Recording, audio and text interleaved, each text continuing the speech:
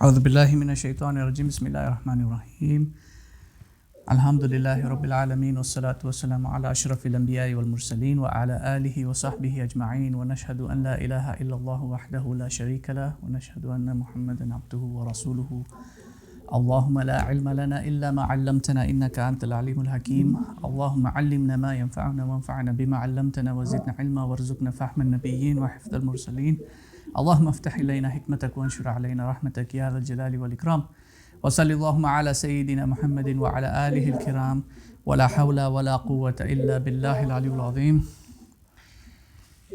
بسم الله الرحمن الرحيم الحمد لله رب العالمين. Can you I'll have to do it. Hold on a second. I can do it, no problem.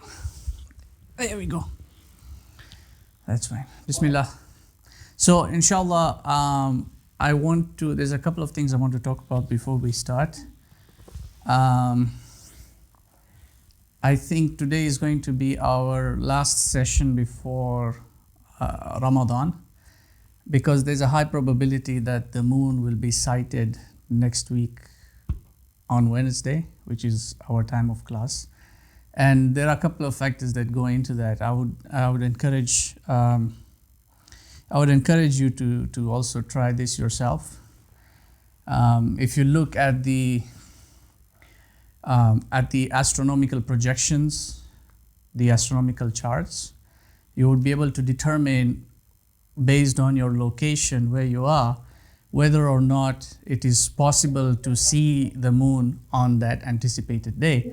And then on that day, you can then go out and confirm the sighting of the moon. And it's important for Muslims to not to negate one and accept the other. Because unfortunately what's happened is that we've become sort of segregated. We've got one extreme that only wants to take, the astronomical calculation side of it and to take that as, absolute truth. And then you've got the other side, the other extreme that only wants to see the moon and negates the calculation altogether. Can whoever's on the thing, can you please mute yourself? I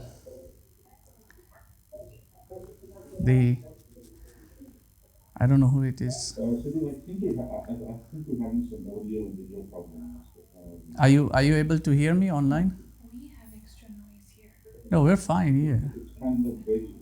There's no noise on our side. Audio, video. Okay. Anyway, why are you? No, we're okay. Yeah, we're okay. Everyone's able to hear me, right? We're okay on this side. Okay.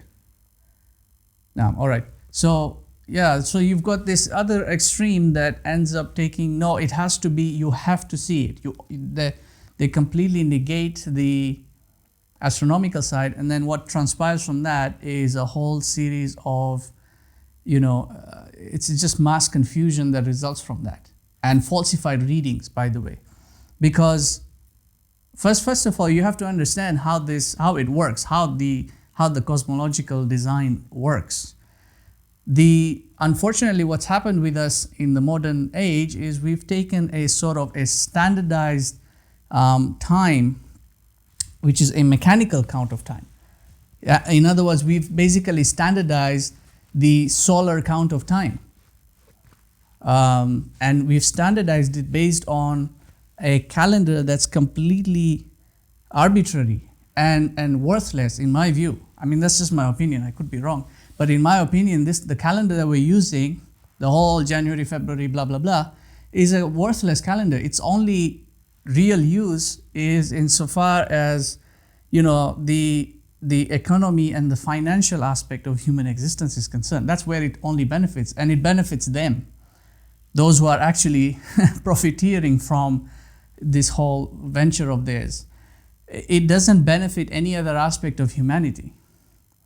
Because, first of all, the solar count is different for everyone in different parts of the world. It's not the same. The solar cycle is not the same for every single individual on the planet. Because you've got so people in the northern hemisphere will experience a different cycle than those who are in the southern hemisphere. And one clear example is next week, inshallah, you will see we have what's known as the spring equinox. It will be on the 21st, 22nd. The people in the north are experiencing spring because we've just finished winter. We're going into spring now. But those who are in the south, they've just experienced summer. So they're actually heading into autumn. So for them, it's the autumnal equinox. It's not the spring equinox.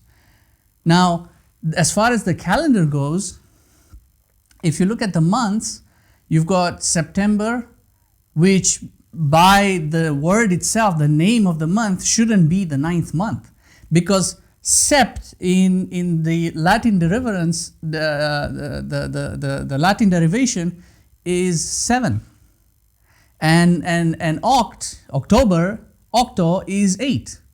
So November novo is 11, and December is 10. That's why you've got 10 years is called a decade. And a decimeter is 10 centimeters. So if December should be the 11th month realistically, which makes the 10th month, which makes January and February the 11th and the 12th month. This is why the new year should actually be starting from March onwards. But even then, it is off by at least 20 days, 21 days. That's 3 weeks. It's off by 3 weeks of account, because ideally the new year should be from the beginning of spring, which is heralded cosmologically by the spring equinox. So even the calendar itself is off by those many days. And this is why I find it very stupid when people sit and start celebrating their birthdays. Like, I was born on this date, and I was born on December something. You're completely off. You're celebrating an arbitrary day, because when you boil it down now, when you come from the solar year, you come to the daily cycle, the daily solar cycle. The daily cycle is not exactly 24 hours. It's actually 23 hours and 56 minutes. It's off. Each day is off by 4 minutes. Now that's a substantial number when you accumulate it. And it's off by 4 minutes because of the turn of the earth. Each turning degree is 4 minutes long. So each individual along every longitude experiences a different daily cycle. And that's the way our bodies are designed. You see? Now so the calendar that we're using, technically, I mean, if it was an ideal world, everyone would be having their own calendar and their own count as far as a day, as a solar cycle is concerned. And this is why Islam, it's there in the Quran, so it's not something that the scholars just figured out or derived or something. The proper count of time or measure of time, insofar as a yearly cycle is concerned, is supposed to go by the lunar system. And each individual in different parts of the world will see the moon at different times. But collectively, if you want a uniformity, they will all be synchronized within a variance of a day or so. But as far as the solar system is concerned, those who are using the calendar, that calendar was designed for people in the north, because it was designed by people who are in the north. And everyone else around the world is lost as far as their own count of time is concerned. If you look at the lunar count now, the lunar cycle, the elliptic of the lunar cycle is different depending on which hemisphere you are in, and then which quadrant the moon is in between the horizons. And this is why for some people, you will see the moon. Some people will see the moon, some people will not see the moon, even though it's there. Because for some people, it would be above the horizon, and for others, it would be below the horizon. For some people, it would be on maybe, as far as the position of the sun is concerned, it might be on one side of it, or it would be on the other side of it, or it would be lower in the same line, elliptic of the sun as well, which would make it impossible to see. This is why you need to examine the astronomical chart as well, because there are times when it is simply impossible to see the moon with your eyes. And somebody in one location cannot start communicating with somebody in a completely different location, latitudinal wise, because even the latitude will differ in sighting the moon. Latitudinal wise and then longitudinal wise as well. Because those people might see the moon as far as their location is concerned, but then as far as your location is concerned, it is just not physically, astronomically possible to see the moon with your eyes. And therefore you have to wait for one more daily cycle to be complete. And then there are other factors that are also involved. There are other variables involved, like weather conditions, right? It could be a cloudy evening. Humidity. Ibn Taymiyyah gives a whole breakdown of all these other factors that have to be taken into consideration when sighting the moon, which is why it makes it impossible to predict. And this is why taking the one extreme of using calculations is blameworthy. And then taking the other extreme of only using observation is also blameworthy.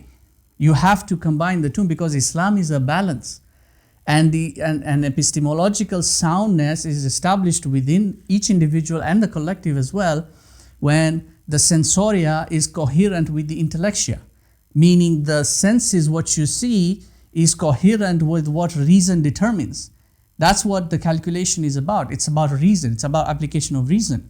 And the sensoria is about observation, you see. So it's a good idea to anticipate this. This is what we've done. And this is what they do here in Turkey as well. A lot of people have this negative outlook towards the way they do certain things here. And it can be debatable. Yeah, sure, people can debate that. But if you look at their methodology, there is a certain harmony in the way they do it. They'll look at and they have got ulama in those levels of government as well. And these are, this is not Mufti Menk and Numan Ali Khan or Yasir Qadi type ulama or Omar Suleiman ulama. These are ulama. These are highly, highly educated scholars. I have incredible respect for them personally. They will look at the astronomical projections. They will take into consideration what the anticipated dates are, and then whether or not where the position of the moon would be anticipated, and they'll still go out on that day to visually confirm the sighting of the moon. They sent a delegate to Saudi to show them the same methodology, and the Saudi, the authorities refused because they want to follow what the Americans do. And it's important in this aspect to also distinguish between ciencia and techne. The ciencia is the astronomy, it's the science of astronomy. The techne is the instruments that will be used. So using a telescope or binoculars, that's an instrument. That's the technology. Unfortunately, people confound the two and they take the technology over the astronomy. No, the astronomy is different. Observational astronomy, you've got observational astronomy, and then you've got phenomenal astronomy. So that's what you're doing now in this case. You're doing the observational, and then you're doing the phenomenal, and then you're combining the two together because it's a phenomena that you're observing in the sky, right? And I mean, like if you look at the charts in this case, the anticipation that I'm talking about, I really need people to understand this because I don't want people to start saying, oh, he's doing his own things. If you look at the astronomical projections, first of all, the ideal sighting of the moon, the ideal is 9 degrees above the horizon. 9 degrees. So if you're on a flat landscape and the sun is just about setting, the ideal position of the moon to sight it is 9 degrees elevation above the horizon. And that's, if you look at the charts, that's what you will see for the 22nd. For the 23rd, it is actually about 20 something degrees above the horizon. That is already indicative of it being a day-old moon. This is why when you see that, there's a high probability of saying there's a high probability that the moon would be sighted on Wednesday next week. Now, it will depend from region to region, you see. So in some parts of the world, like in Australia, if you look at the charts based on Sydney, it's actually about 3 or 4 degrees off the horizon. So the probability of sighting the moon on that day is much less. So if people come in and start saying, oh no, they sighted it in Australia, I wouldn't trust that judgment, that testimony. I wouldn't trust that. Right? So anyway, let's proceed, inshallah. And so you should do this. You do this, let's say, a week before, because the week is where the fourth quadrant of the moon, the lunar phase, has got 4 essential phases. So you've got like a waxing off crescent, and you look at that 7 days before. That's the 4th cycle of the moon. And then you look at it at least maybe 2 or 1 day before. You look at the chart again to confirm that the same calculation that was made a week before is the same results being produced on the day of. And that will give you an indicative to say, okay, fine, yes. So inshallah tomorrow, we can go out and sight the moon. And what's also interesting is that this time around, the sighting of the moon is like within very close proximity of the spring equinox. So there's actually a high probability of many parts of the world sighting the moon at the same time. They'll be able to see the moon. And for those of you who have telescopes, I wish I had one. It's interesting. If you go out in the evening, you will see 3 degrees off the horizon, you will see Mercury.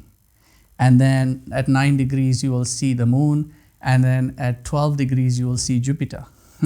You'll see all these lined up in one line. Anyway, let's proceed, inshallah. So what I want to do today is I want to take a bit more time to really hone in the section that we'll be looking at, because I want to complete this section and give you something to think about and to work on during the month of Ramadan. Because the month of Ramadan, allegorically, and this is my allegory, is the crucible of abstinence in time. So you've got time and you've got cycles of time, and then in those major cycles, you've got lunar cycles of time.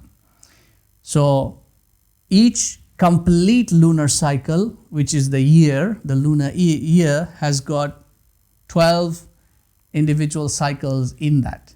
One of those cycles is the month of Ramadan. And then at the very heart of that month is the core of the month itself, which is Laylatul Qadr. That is the very centermost, that is the night of light. Some say it's the night of power, but it's the same thing. It's the night when the light, the Nur, which is Al-Quran, was sent down as a revelation to reveal unto mankind this knowledge and understanding of the divine presence. So it is also the month in which, if you align yourself as a being who is in time, existent in time, align yourself now to embody the crucible of abstinence and put your heart in synchronization with the motion of time as it unfolds during this month. It is the perfect time for you to reflect on yourself. This is the month in which you truly reflect upon yourself, not about what that one is doing and what is happening on this side and what Putin is doing to Ukraine and what that prime minister said, and not all those things. This is not the month to be concerned with the world. This is the month of self-rectification. This is the month in which the crucible examines its own integrity.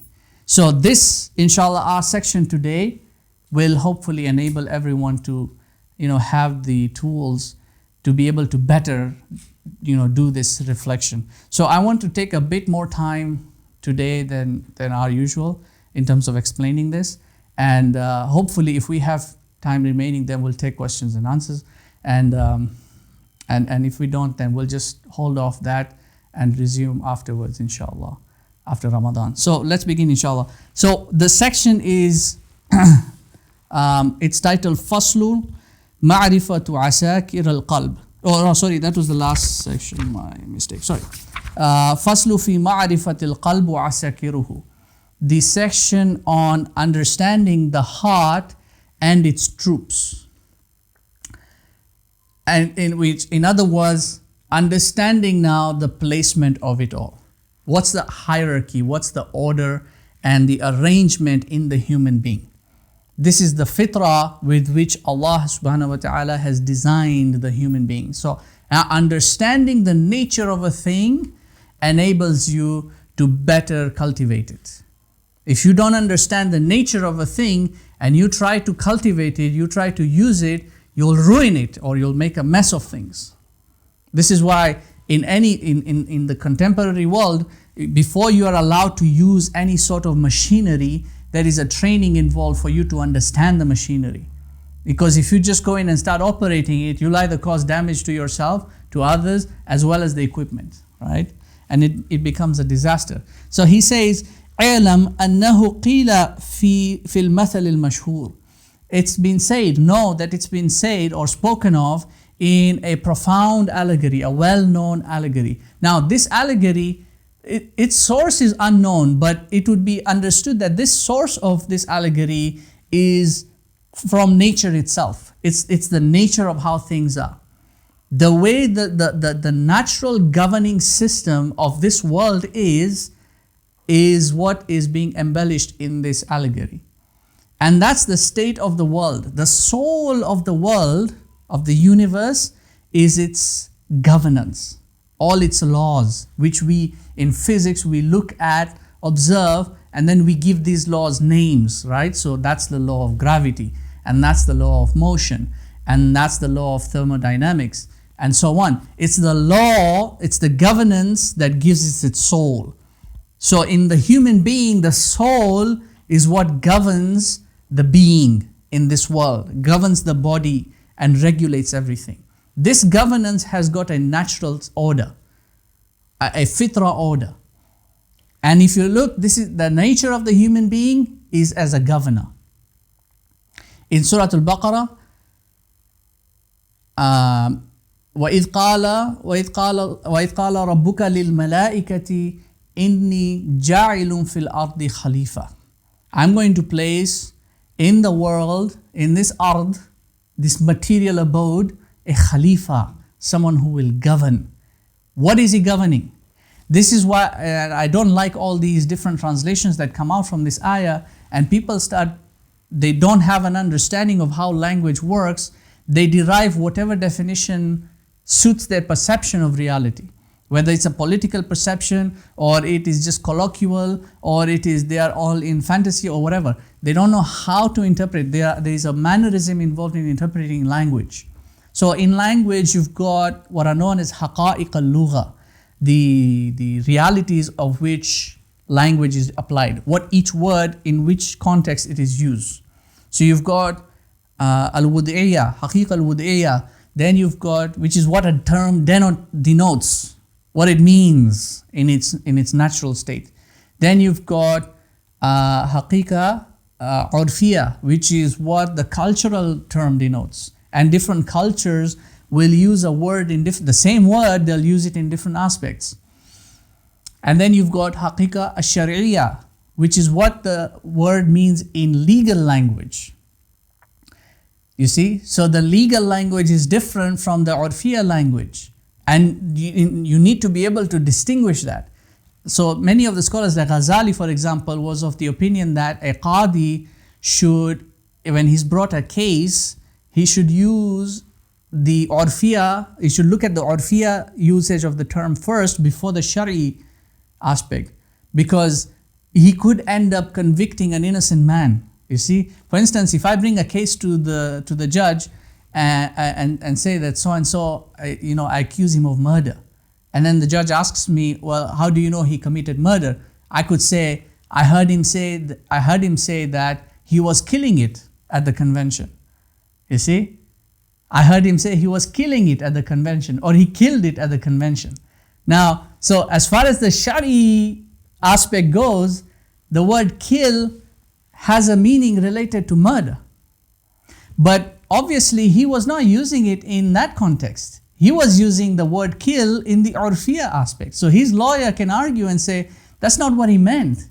He meant he had a successful convention. He was given a speech and he killed it. You see, if the Qadi takes the Shari over the Urfi, then he can end up convicting an innocent man for murder. So even understanding just that subtle difference plays an important part. And then you've got Haqiqa Siyasi, which is political language. So certain words can mean something in political language, don't necessarily mean the same thing in the court. And then you've got Majazi, which is metaphoric language. So you see, the individual has to understand, first of all, what kind of ayah is it? Is it muhkam? Is it mutashabih? Because muhkam will then take a different route from mutashabih. The route of muhkam is that you will take the haqiqi first, asl lugha haqiqi. So you will take the denotive first, and then you will immediately go into the Shari definition. And then from the Shari is when you will now see, does it apply in the Urfi aspect or does it apply in the Siyasi aspect? You see, that's the muhkam. If it is a mutashabih, then there's an added step in between. You've got the wud'iyah, and then you have to examine the majazi aspect. And then from the majazi, then you have to take the wud'iyah, and then you have to examine the shari aspect. First you draw out the shari, because whatever is literal of it has to be examined first. And then from the shari, then you look at the majazi. From the majazi, you'll be able to determine, is it applicable in the siyasi aspect or in the urfi aspect? What is it exactly applicable? Or is it a hukm? You see? So something like this ayah in Surah Baqarah, that's foremost, it's not a muhkam. It's a mutashabih. It's ayah mutashabih. So all these people who start going in and translating that as, oh, he means vicegerent, or he means ambassador, or he means someone who will represent his sovereignty on earth. It doesn't mean that. And this is where you get all these political movements who start coming up, beating the drums of Khilafah, saying, oh, look, here's the proof. You see, man was supposed to establish Khilafah. You see, they bypassed everything and applied a siyasi definition to the ayah. Why? Because they are a political party. They're applying their own projection of reality to an ayah that's got nothing to do with politics. It's not an ayah as it pertains to politics. Because if you argue this from the majazi aspect, or even from the haqiqi aspect, the first question you would ask is, if Adam was the first man and he is the Khalifa, which Khilafah did he establish? What was the name of his Khilafah party? Who was he ruling? How many human beings? Which government did he establish? You see, it starts falling apart at the very opening of the statement. Now, the proper understanding of that, the proper translation, I would say, or the translative word, would be as a governor. That's what you would examine first, because the word Khalifa has got multiple meanings. You see, you've got the viceroy, you've got ambassador, you've got all these things. Well, governor is one of them. You see, that's the word you could take and see whether in context, does it make sense? And yes, it does make sense. Why? Because following that statement, the angels asked, أَتَجْعَلُ فِيهَا مَنْ يُفْسِدُ فِيهَا وَيَفْسِكُ الدِّمَاءَ. You see, مَنْ يُفْسِدُ فِيهَا, because the fasad is as a result of the nature of concupiscence. And the sifk is the result of the nature of the irascibility. Because anger and wrath will lead to bloodshed. And greediness and lust will lead to overconsumption. And overconsumption leads to corruption. So these are the two lower faculties, which means that the one that comes above them is been placed or put in place to govern the other two. And he gives this upper placement a unique ability. وَعَلَّمَ آدَمَ الْأَسْمَاءَ كُلَّهَا. He bestowed or imprinted into Adam. You can look at the definition of allama that Raghab al-Isfahani gives in his Al-Mufradat. That's the best definition I have found of that word, allama.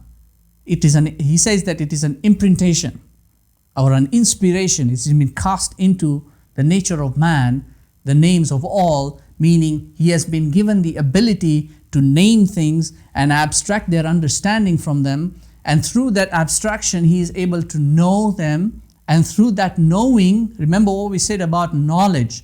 It's the knowing of the proper place of each thing in creation. Once you know what a thing is and what its placement is, then you know what its function is, what its purpose is.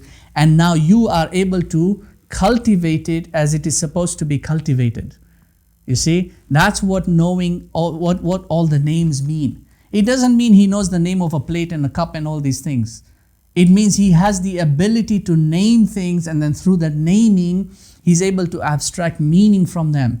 And the name is a symbol. That is intellection. That's what the intelligence does. It abstracts meaning, associating it with the symbol, and is able to provide the heart with an understanding of what the thing is. So the heart can make a decision as to what the being should do. This is the natural hierarchy. Man is a governor in the externality of his existence, but before he can even come to that, he must establish sound governance in the internality of his existence. Because the world that Allah subhanahu wa ta'ala has created has a blueprint of hikmah. Everything that he has done, each thing that he has placed and how it functions, there is a wisdom underlying that. And wisdom, hikmah, can only be established when there is justice. Adala, when there is justice. And justice can only be established when things are in harmony and in balance. This is the mizan now. This is the balance of existence. So internally there has to be a balance for you to be able to externally apply that balance as well. If there is an imbalance internally, there will be a complete imbalance externally. And this is perfect if you want to examine it now if you want to examine it from a political perspective. We've gone through all the others now, the denotive, the metaphoric, the shari. Now we're looking at it now, the political aspect. You can see all the leaders out there. You see? When you have Donald Trump as the president, you can see the state of America. When you have you have, what was this guy, the guy with the funny hair in Britain, what was his name? The goofy looking prime minister. I forgot his name. Huh? I don't know. Anyway, whichever one you pick, they're all the same. You see, that's the state of the country you see. Because the person internally does not have justice internally. Either his intellection is too inflated, or his concupiscence is too inflated, or he's a temperamental individual and his irascible is too inflated, which means that it's very likely the country is going to go to war because internal judgment is by irascible natures. Therefore, external exhibitions will be irascible, right? So, if the true leadership now in this case as a Khalifa entails foremost internal soundness and then external soundness. So before you establish your external government, you need to establish your internal government. And your internal government will reflect or be reflected in the external government. So what's the natural order of this government? It has got 4 components. And we'll look at the diagram, inshallah. I'll put up the diagram, we'll look at that. It's got 4 components.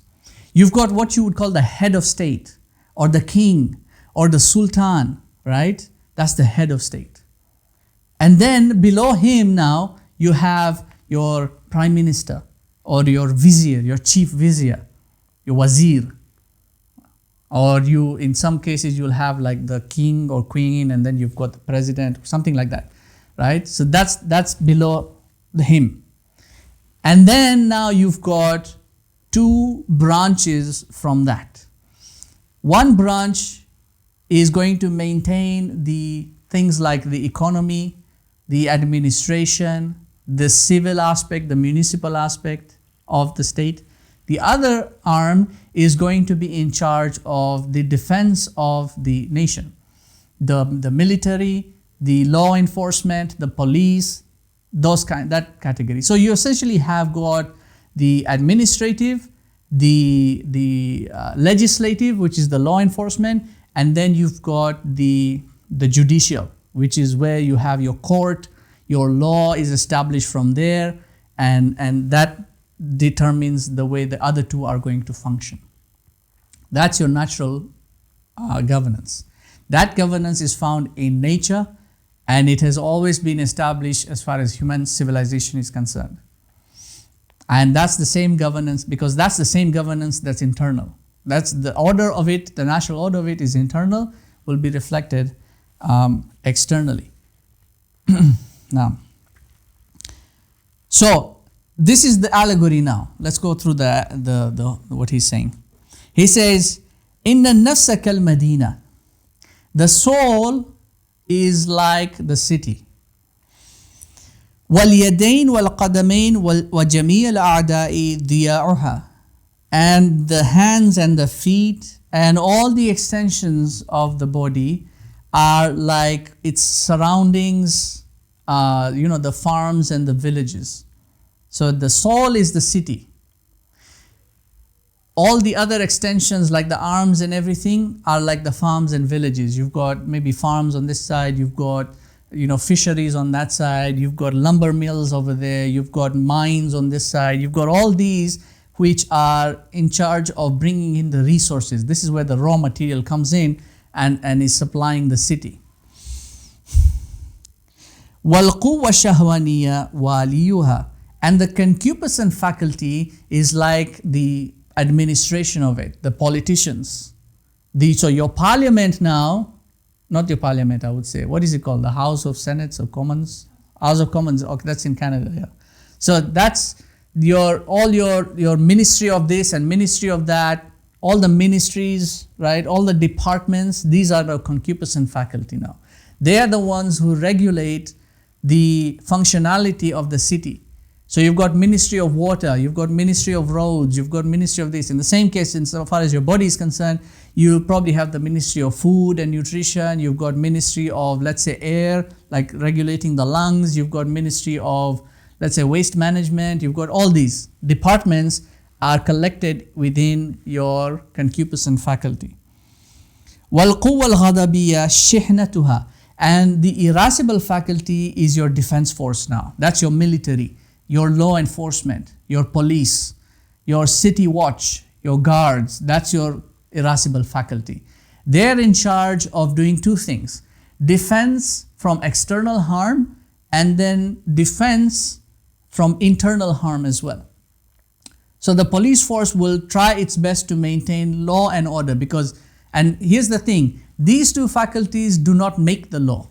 These two faculties, they follow the law.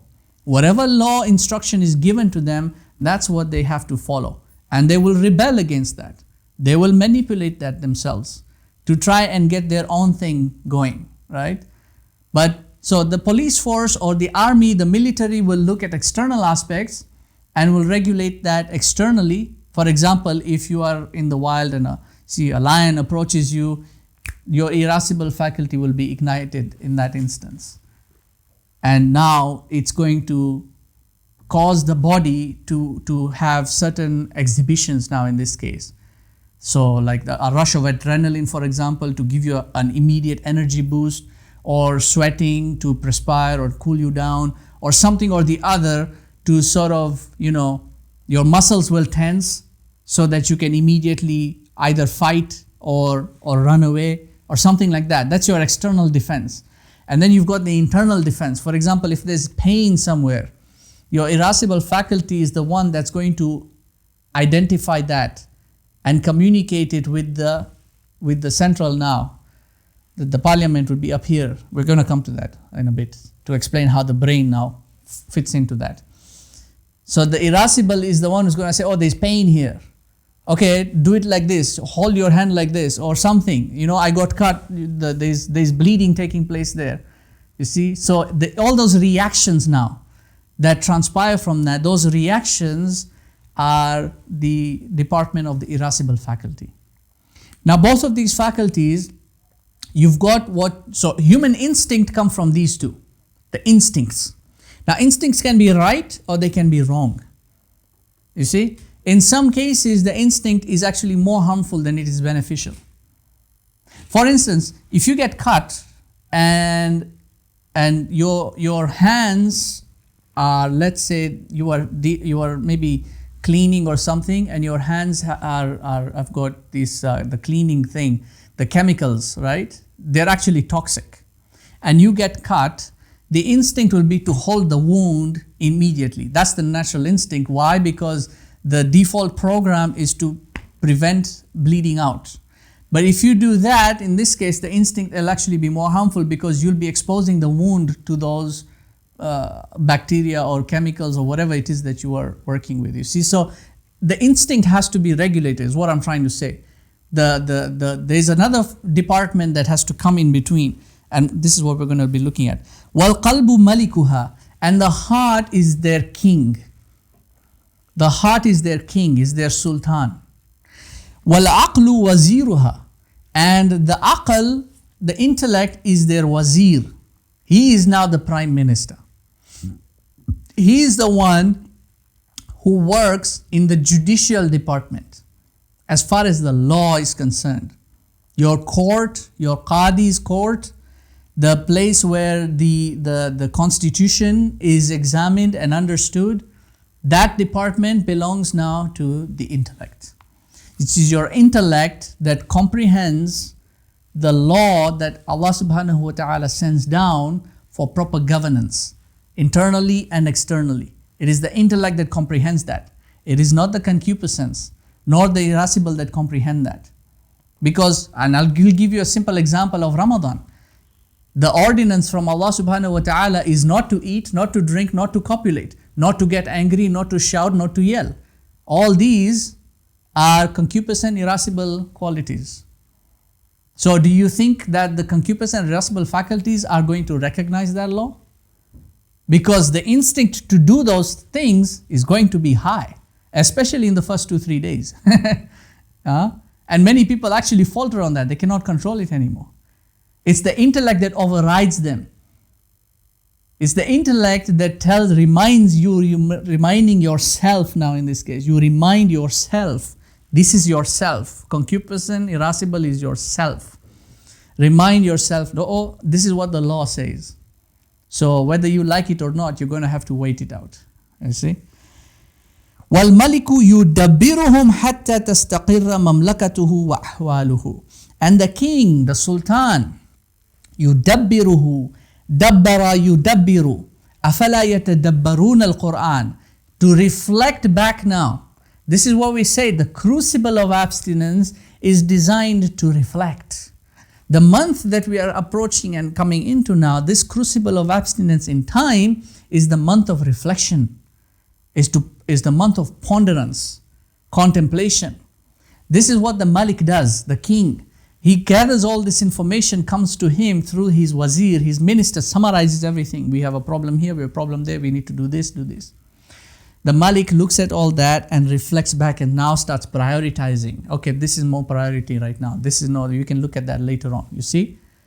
He does this, and if he is a sound ruler, a just ruler, then he will be able to maintain the soundness of his dominion. Until hatta tastaqirra, until the mamlakatuhu wa ahwaluhu, until the states and the until he's able to establish soundness in his dominion. This is his dominion and its states, because the dominion has got different states of being. So the outer dominion has got a wakeful state, a sleep state, and then intermediary states in between, and then has a state of hunger, has a state of thirst, has this requirement, that requirement. All these are different states.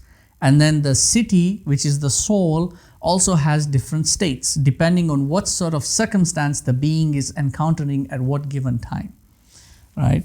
So he has to do this, and yudabbiruhum, this is in the form that is been, you see, it is a constant thing. It's not a passive thing. The heart has to do this constant reflection and back and forth with the rest of his dominion to maintain the state. It has to be a consistent thing. He cannot just do it passively and then switch off. He has to maintain it constantly because the states themselves within the human being are constantly changing. لأن الوالي وهو الشهوة كذاب فضولي مخلط. Because the politicians, they are, which is the concupiscent faculty, these are he's a liar. You know, you can't trust this person. You can't. Which politician can you point and say, I trust this person with my life? Which politician? Name one. You cannot name a single politician whom you would say, I trust you with my life. You know, he's a liar. He's always interfering in other people's businesses. And because of that, he's always confused. Because this is what politicians do. They've got their office, the ministry of so-and-so, he's got his office, got everything running there. But instead of doing what he's supposed to be doing, he's out there wondering what that other minister is doing and what the other one said and whose political party he joined and left from there and what he did. This is what they're doing, this meddlesomeness. You see, putting their nose in other people's business, and these are all semantics. Because politics is a semantic field. They keep changing, and because they keep changing, so long as the individual is stuck in that field of speculations, of particulars, of semantics, that person is always going to be confused. That's the nature of that field. That's why we say, don't get hung up on the semantics. Don't get hung up on the speculatives. It's just going to keep you confused. وَالشِّحْنَةُ, and your law enforcement, وَهُوَ الْغَضَبُ, which is your irascible faculty, شِرِّيرٌ قَتَّالٌ خَرَّابٌ. This person he's just hostile. That's his nature. You see, he's violent. He's murderous. He'll kill. This is what he's been designed to do. And the resultant of that would be just destruction. Because that's how the military functions. And this is why a state of emergency or martial law in any sound governance is the last option. It's never the first option to declare martial law. Can I get a glass of water, please? Thank you. It's never the first option, because the moment you install martial law, then all sort of governance stops being fluid and flexible and becomes permanent and rigid. And you don't want that state, because you need some flexibility, and unfortunately, in a state of martial law, any form of flexibility is going to be met with hostility. This is why when it comes to foreign affairs, you never send your military generals to discuss foreign policy. Any sound governor, any country with a sound governance knows this. You do not send your military generals or your majors to go and discuss foreign policy with another country. Diplomacy is not done by these people, by the military.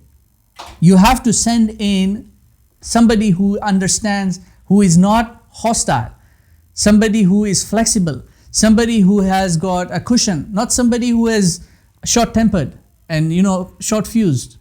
Because what's going to happen is going to be conflict. That's his nature. That's the nature of that department. Now that you know the nature of these two departments, what do? Do you leave them as they are? Do you turn them off completely? Do you cut them off entirely? No. You still need them. You still need the government. You still need the army. You need the military. How do you regulate them? How do you deal with them? فَإِن تَرَكَهُمُ الْمَلِكُ عَلَى مَا هُمْ عَلَيْهِ. Bismillah.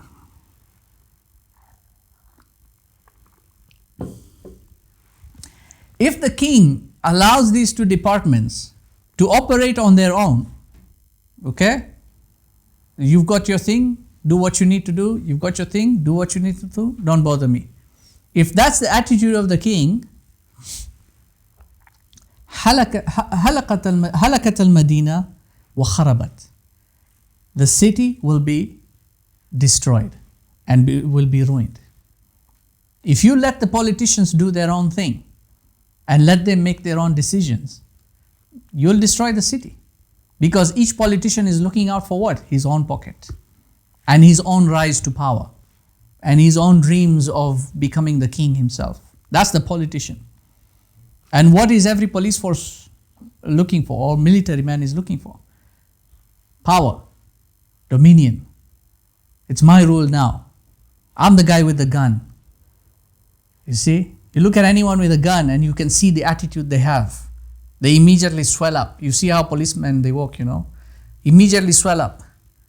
That's their attitude. If you leave the governance of your city to them, you will be destroyed. The city will be destroyed. Because then you have what? Martial law.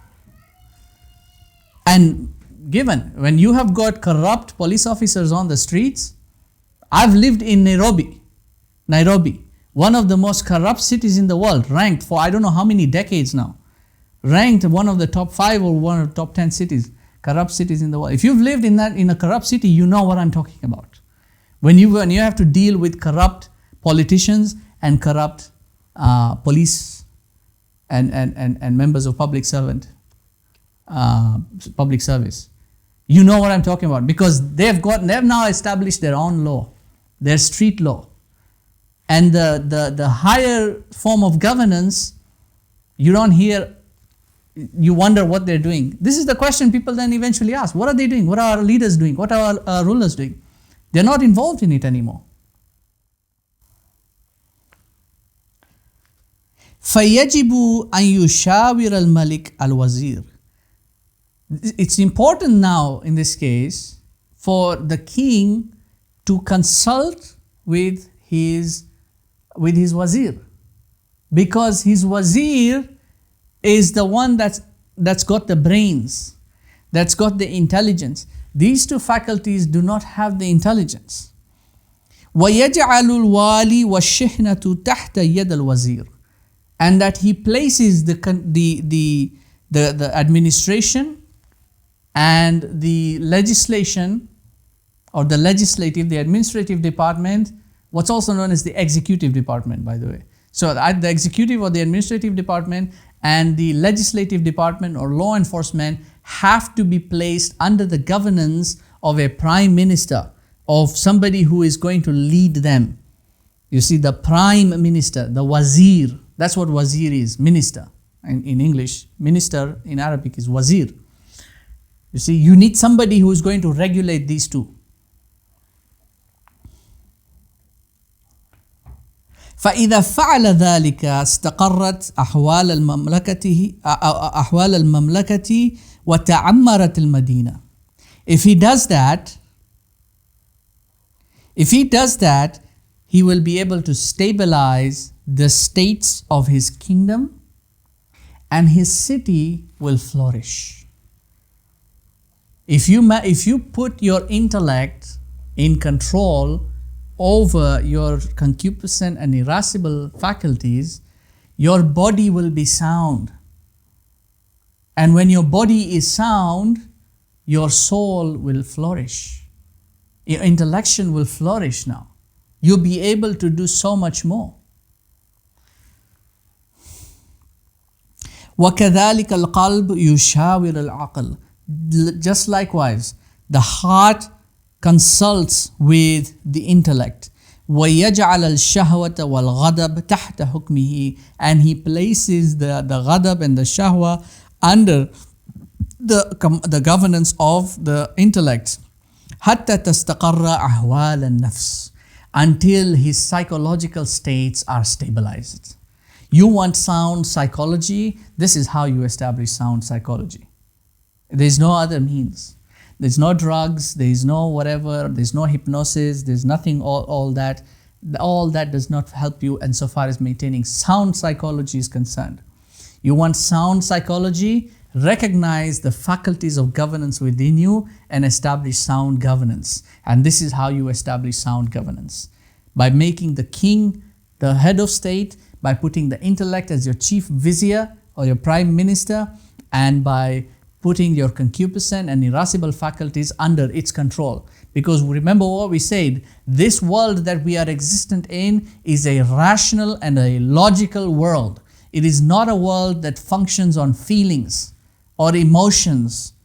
You see, this is a world that functions on logic and rationality. For you to survive in this world, you have to adapt logic and rationality on your outward aspect. Otherwise, it is going to destroy you if you just go by our feelings, I feel like this and I feel like that. I feel like going to work today. I don't feel like going to work today. Your intellect will tell you you have to go to work because you need to earn your living. If you don't go to work, this is the logic. If you don't go, if you do, if this, then that. If you don't go, you won't earn an income and we won't have food to feed ourselves. This is logic. You have to put your intellect above your concupiscent and irascible faculties. So your irascible might say, I don't feel like it this time around. Your intellect has to give the drive. He has to be in control. And only then will you then have psychological soundness. Ahwal al-nafs, that is a technical term. Ahwal al-nafs, psychological state. ويصل إلى سبب السعادة من معرفة الحضرة الإلهية. So that he then, once you have this psychological state, as far as life is concerned, so you can now turn your attention towards the divine. So that now the heart can arrive إلى سبب السعادة, to the means of its happiness. Because that's what the heart is looking for. You're looking for contentment. You want to arrive at that, so that you can arrive at this min ma'rifatil hadratil ilahiyya, from the understanding and the knowledge of the divine presence. You cannot sit, and you will not be able to sit in contemplation of the divine when you're struggling with all these other turmoils internally. When you're concerned about what somebody said to you, and you sitting there trying to recite the Quran, and your mind is in the kitchen thinking about the food. How do you expect to understand what the Quran is saying when your mind is wavering towards that? Why? Because your concupiscence is drawn to its appetite. You see, your senses are picking up the aroma of food, and your concupiscence is driving you towards that. And your intellect is unfortunately following that, because it's your concupiscence that's guiding the intellect now. Your intellect is not guiding the concupiscence. You need to re-establish the order. Who's in charge here? And put the person in charge to make the decision, so that you can do what you're supposed to be doing. Not what you want to do, what you're supposed to be doing. وَلَوْ جَعَلَ الْعَقْلِ تَحْتَ يَدَ الْغَضَبِ وَالشَّهْوَةِ. But if he places the intellect underneath or beneath the shahwa and the ghadab, هَلَكَتْ نَفْسَهُ, his soul is going to be destroyed. وَكَانَ قَلْبُهُ شَقِيًّا فِي الْآخِرَةِ, and his heart is going to be damned in the akhirah. Why? Because throughout his life, all he did was to follow the inclinations of the shahwa and the ghadab. So his heart did not have the opportunity to contemplate the divine presence. So now come akhirah, the being is standing there with nothing to show. He's got nothing to prove for himself, because he spent his entire life by the inclinations of the self, the shahwa and the ghadab. That's the self. Now, that's the section, alhamdulillah. How are we doing on time? Actually, we finished on time. Okay, I thought it's going to take a long time to finish that. Right, okay, I'm pretty sure you have a lot of questions. So let's do that, inshallah. Let's take a quick 3-minute break, actually. Not 5 minutes, let's take a quick 3-minute break. And then we'll resume after that, inshallah ta'ala. Jazakallah khairan. Alhamdulillah.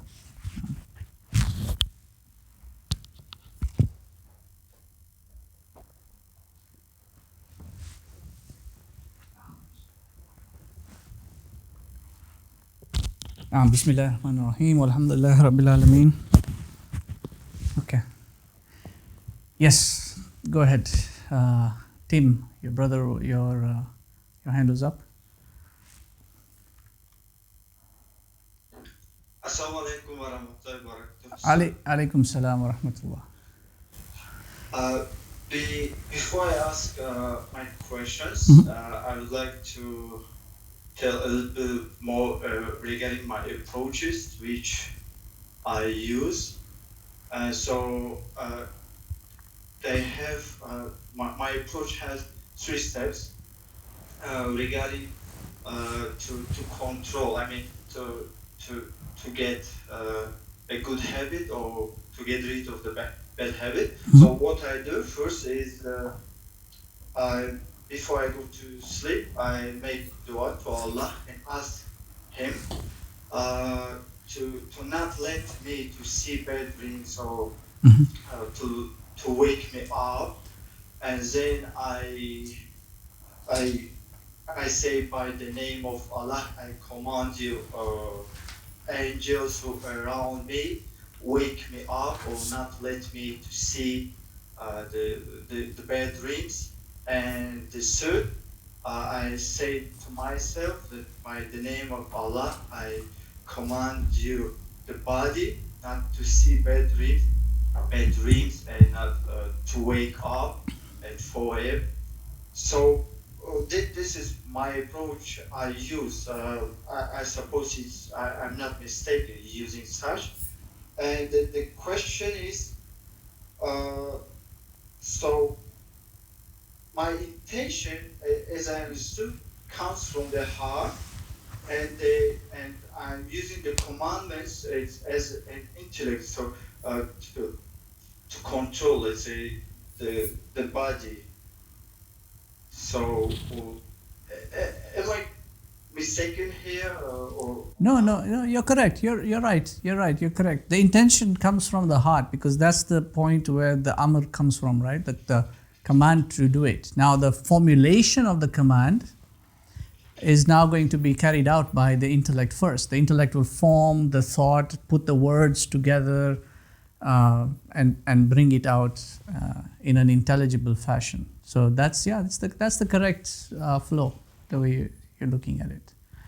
Yeah, but inshallah we'll talk about dreams as well. We'll do a section on dreams, and you'll also understand how that works when we come to that section.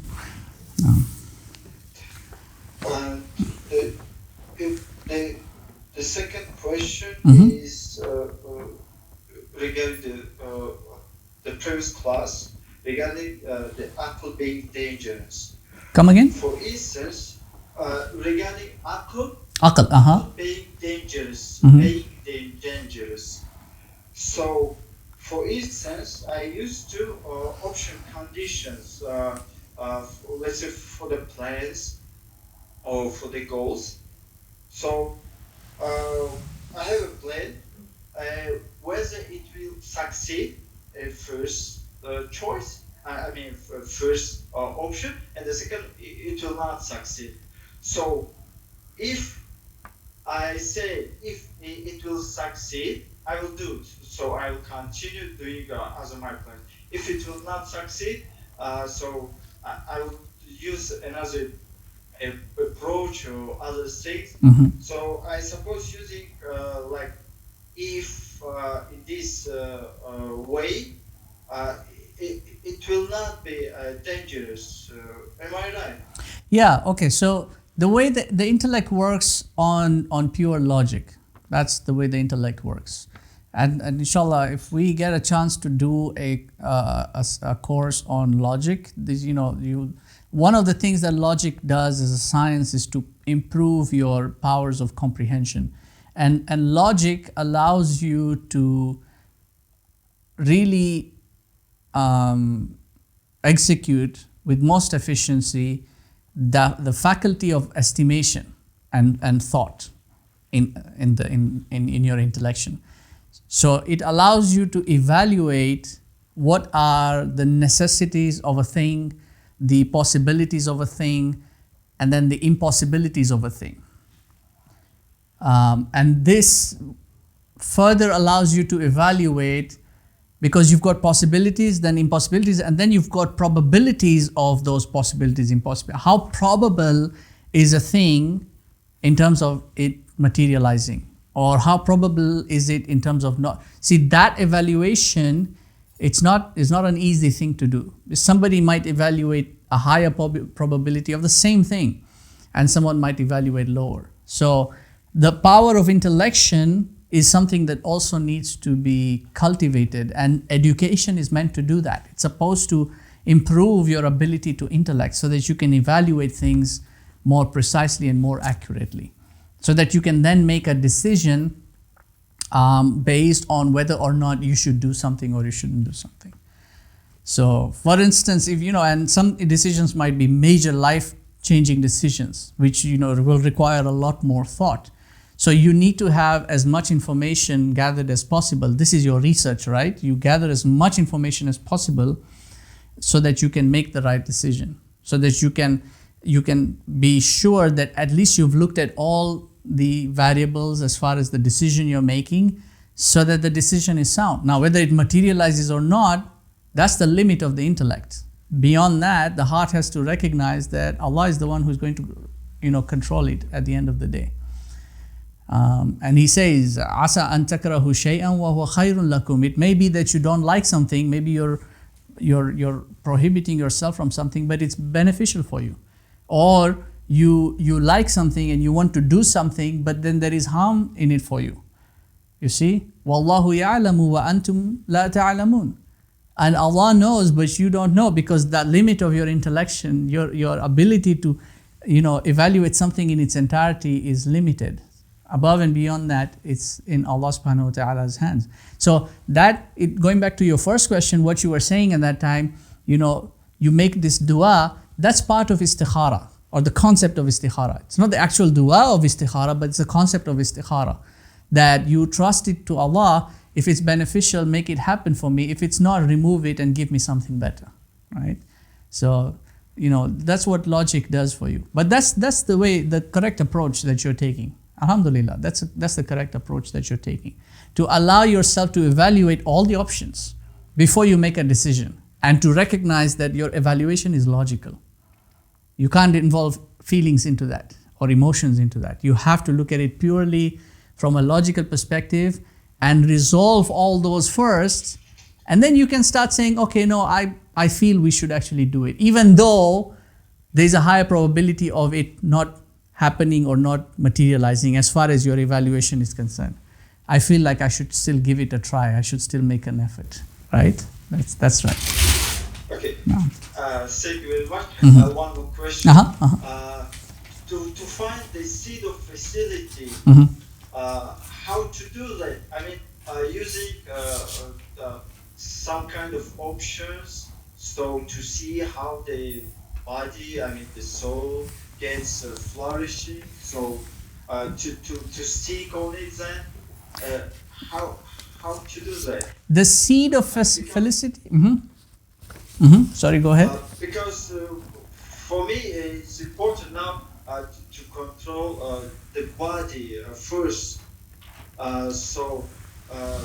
Because there were some distractions, the physical distraction of the body, Mm-hmm. which I want to control. So when I use the one approach, it's some kind of hypnosis, but it's not hypnosis. It's like closing eyes and repeating to myself, and like mind setting Mm-hmm. to saying every time to myself. So at that time I could get I felt I could feel the flourishing of the body and the soul. But so in order to grasp or find the another one, so how to do that?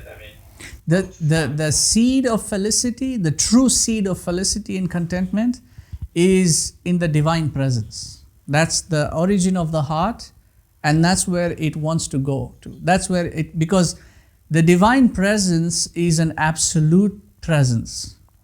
Everything else is temporal or is relative. It can change. The absolute is absolute. It doesn't change. So that's where you find true contentment. And therefore, the true seed of contentment is in following the path that will lead to Allah subhanahu wa ta'ala. In fact, there'll be more, because he'll expand more on the virtue of the heart, and then he's going to expand more on other aspects as well. So we'll uncover a bit more on that. As far as the dunyawi aspect is concerned, there are delights. You see, he says, Allah subhanahu wa ta'ala, that there is some enjoyment in this world.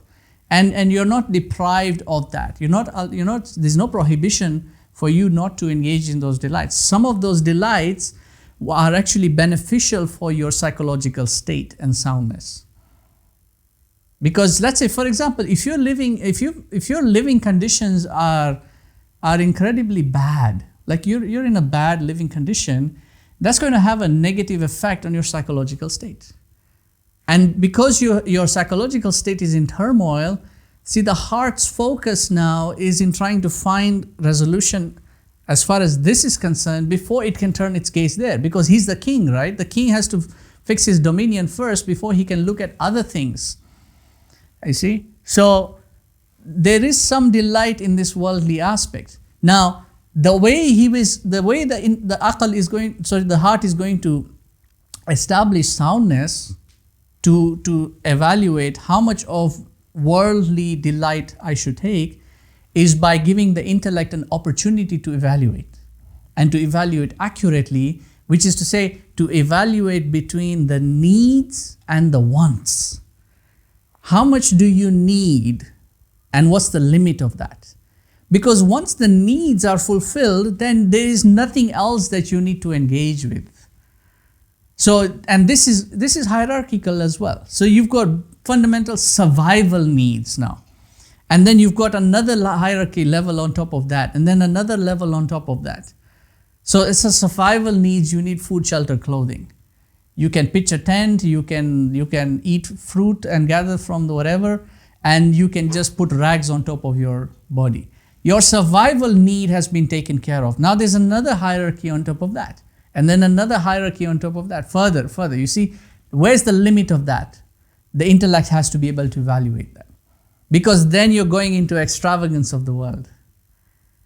So yeah, you need a home. Yes, you need a home. It's you, your wife, and 3 kids.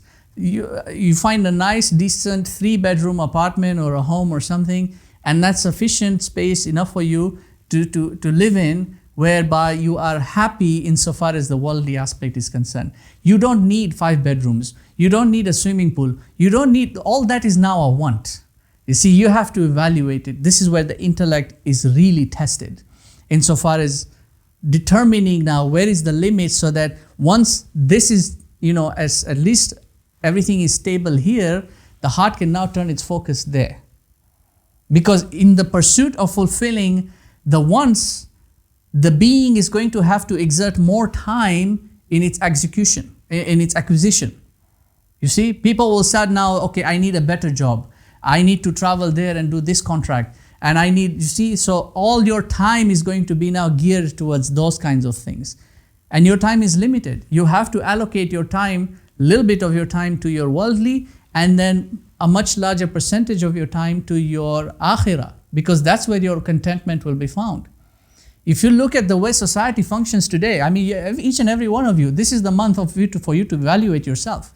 Evaluate your life and how much time you are spending. Really, make a spreadsheet, plot a graph, do it quantitatively.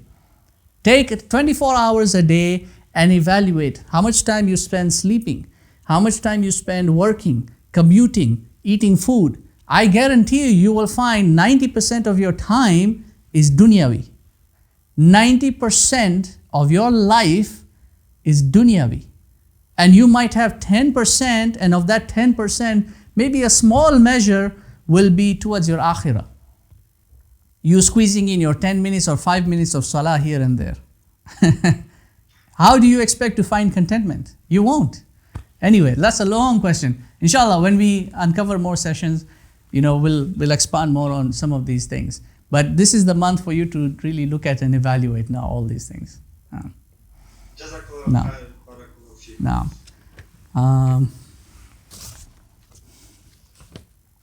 Do we observe the day of Jum'ah based on solar calendar, like the Friday? The day of Jum'ah is based on the weekly cycle. The name of the day will differ. So in the English language, the names of the days are based on pagan gods. You've got Monday, which is the god of the moon day, right? You've got Sunday, which is the sun, the day of the sun. Then you've got Tuesday, which is the god, the Greek god, I think it's the Roman god or the Greek god, called Tyre or Tyr. Then you've got Wednesday, which is Odin's day. And then you've got Thursday, which is Thor's day. These are Norse gods. Then you've got Friday, which is Freya's day, who was Odin's wife and and Thor's mother. Then you've got Saturday, which is Roman now, of Saturnalia. And then you've got the Sunday. So those are based on those pagan worlds. And then other cultures will base it on other culture, on their own pagan beliefs. So in the Indian system of the days, you've got Somvarya, you've got Burdvarya, you've got all these other names, and these are all Indian gods. So Budvarya is Buddha, and Somvarya is something else, I don't know. So the Islamic system is based on just counting the day. Yawm al-Ahad, Yawm al-Ithnain, Yawm al-Thalatha, Yawm al-Khamsa, Jum'ah, and then Yawm al-Sabt. The actual count of the week, it goes back in human history. The set of the week. It's not based on any calendar system. It's not based on the lunar cycle or the solar cycle. Because you can't base it on the lunar cycle and you can't base it on the solar cycle either. Because each day will shift. Remember, each solar day is 4 minutes off 24 hours. So that will accumulate at the end of the year. And it will shift, it will keep shifting. This is the problem that they had with the Gregorian calendar, because they were using the Julian calendar before, and then around the 15th century, the Catholics realized that the day of Easter was shifting. So they had a problem now. The day that Christ was supposed to be, quote unquote, resurrected from the dead had changed. So Pope Gregory commissioned one of his mathematicians, astronomers, to recalculate the calendar. That's why you get the Gregorian calendar now. The lunar count also cannot be used, because a week is 7 days, 4 weeks is 28 days. But a lunar month is not actually 28 days. It's 29 and some 5 or 6 hours. That's the lunar cycle, the complete cycle of the. So if you say, for example, if we start Yawm al-Ahad on 1st of Ramadan, yeah, you might be able to finish the 28 days, right? So your fourth Jum'ah will fall on let's say the 28th day of Ramadan. But then the 29th will start on a Saturday, and then 1st of Shawwal will shift. So it's going to keep shifting. Again, it will keep shifting. So you can't establish the weekly cycle on the lunar cycle as well, because the days just continue accumulating day by day, 7 by 7, and it doesn't miss in between. So it's I don't know. I mean, there's nothing in our tradition or so far as our religion is concerned that points out to any issue of Yawm al-Jum'ah being off. The issue is when the month is off, when the count of the month is off. That's where the issue lies, because there are several other implications that go with that. Particularly, for example, the start of Hajj and the day of Arafah. The day of Arafah, in fact, in my view, and I could be wrong, there are only 2 days in the lunar year that are very crucial as far as maintaining a proper count. And that's the day of Arafah and the night of Laylatul Qadr. These two are very crucial, because you'll miss it. If you haven't established the count properly, and so far as sighting the moon is properly established, then you'll miss Laylatul Qadr, because its exact day is not known. And I really don't like these different kind of fatwas that come up and just set 27th night. There's never been a complete ratification in our entire tradition as to saying that the 27th is Laylatul Qadr, because the cycle keeps shifting. Really, the cycle keeps shifting. you know. And so this year Ramadan, you might actually, maybe you'll get 27th night, but it doesn't, the same will not apply to the next year or the year after. This is why the more dominant view of the hadith is to seek out Laylatul Qadr in the last 10 nights, because the count keeps shifting, and it shifts because of all these astronomical phenomena, the equinoxes and the solstices and all these other things. It shifts. Every count, right? Every turn of the earth is 4 minutes of a degree, which keeps shifting. So you can't set and predict and set a specific date or standardizing Laylatul Qadr on 27th night. That's just, I don't know, that's not Islam, that's bid'ah. And you look at all the four madahib, all the four imams and their students, none of them say that it's 27th night. So I don't know where people get this idea from. Anyway, and Yawmul Arafat is the most important as far as Hajj is concerned. So, you know, that can also shift. Yes, go ahead, Roshan, and then I'll take the next question. I actually have a diagram that I wanted to show you. So inshallah, maybe after this question, then we'll come up with a diagram. Yes, go ahead. Assalamu alaikum, Ustaz. Alaikum salam wa rahmatullah. In your lesson today, you said a person would follow his desires and anger because his desires and anger are controlling his intellect. So, in order to, resolve that issue, then such a person should,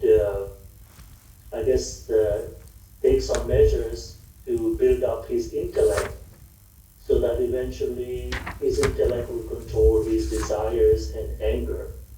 Mm-hmm. So that's what he should do. Now, in the previous lesson that you taught us, you defined the external armies, the Dahil, and the internal armies, which is the Batin. Now, can we say that in order for somebody to build up his intellect, he has to, build up his internal armies, which is you define as being imagination, thought, and memory, remembrance, and estimation. Now, if we ask ourselves, in order to build that, we ask ourselves, how do we know what we imagine, think, memorize, remember, and estimate is true? Mm-hmm. Would we building our intellect so that eventually our intellect will control our desires and anger? Well, that's the most fundamental epistemological question, right? How do we know what we know, and how do we know that what we know is true? That's the biggest problem that philosophers have never been able to solve, and I don't think they will ever be able to solve. This is why you then have a different perspective in Islam, is nurun ala nur. The light of revelation must always sit in judgment over the light of reason, because reason can be right and can be wrong.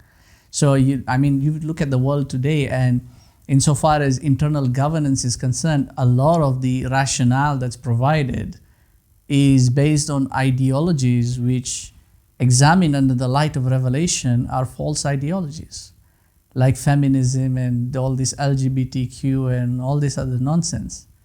So they think that they're doing the right thing, and this is the resultant of that ideology is more in cultivation of their concupiscence than anything else, right? This is perfect. Maybe we can do the diagram right now. Yeah, could you share the diagram, please? That's perfect, actually. This is why I was wondering why the session took so short. I actually had the diagram planned to explain, and I forgot all about it. Yeah.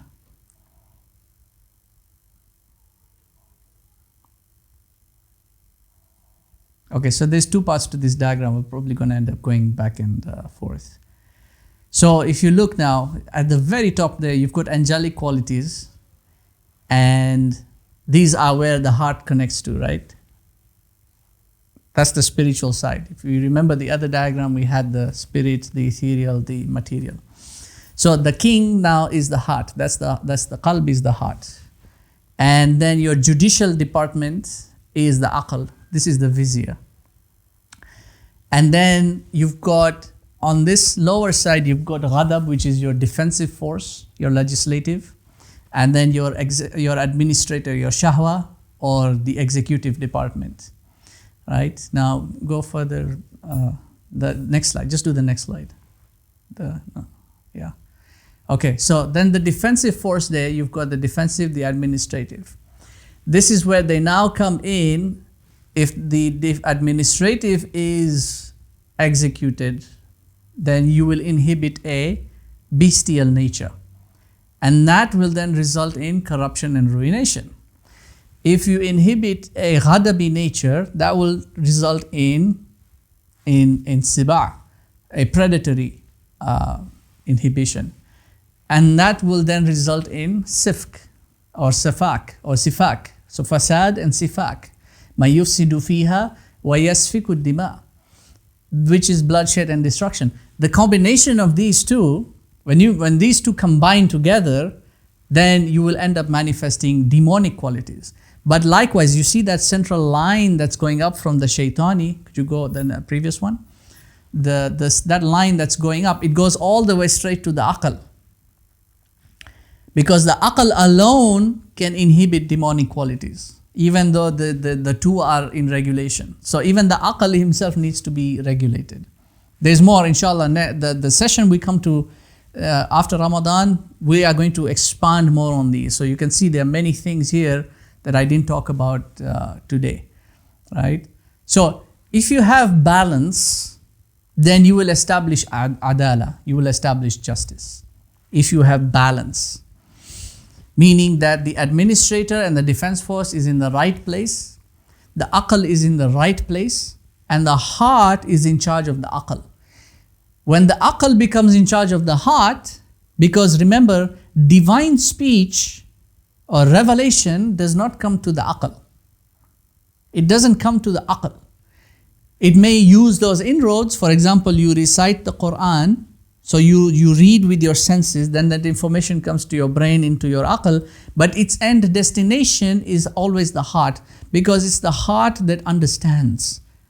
The aql will only rationalize. This is why you've got all these many people who like do all this study of the Quran, but it doesn't touch their heart. It doesn't change their life. They don't actually become better people. They know the rationale of it. Yeah, they're very good at tafsir and quoting from here and there. Imam Malik said that knowledge is not the knowing or memorization of multiple opinions and riwayat and narrations and knowing all those things.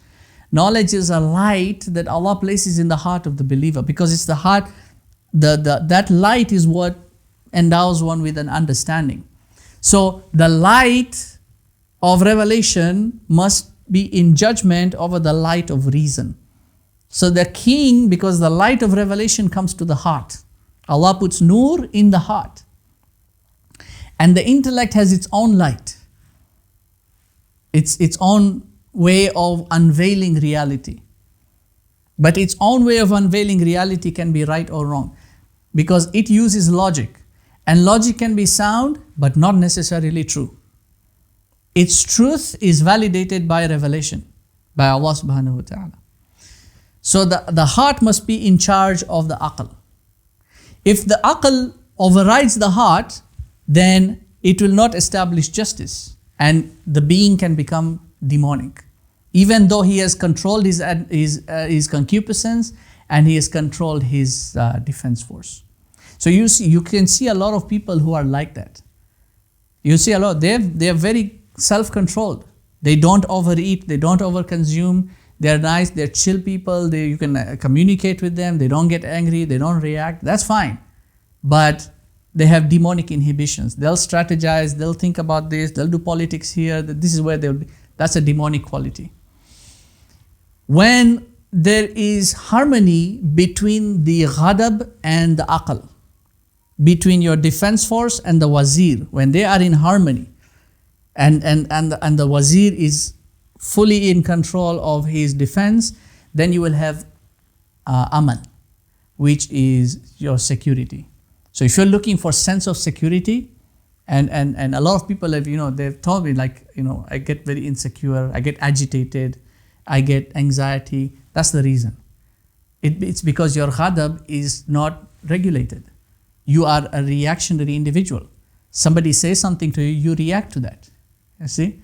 When you balance it, knowing when to react and how to react and whether or not to react, that knowledge, that is regulated by the intellect. When you regulate that, you will have security. You will know when to defend yourself and how to defend yourself, and you will defend yourself well enough so that even the problems that you have been facing, they can be eradicated entirely. If somebody is actually bothering you and you execute your ghadab the right way, that person, you will actually resolve that person entirely. They may never come to bother you again. And on this other side now, if there is harmony between the aql and the shahwa, the concupiscence, then you will have falaha, which is prosperity. You will actually be content insofar as your world is concerned. That drive, because one of the things that lust and greed do is they give you a sense of lacking or depravity. You feel like you're being deprived of something.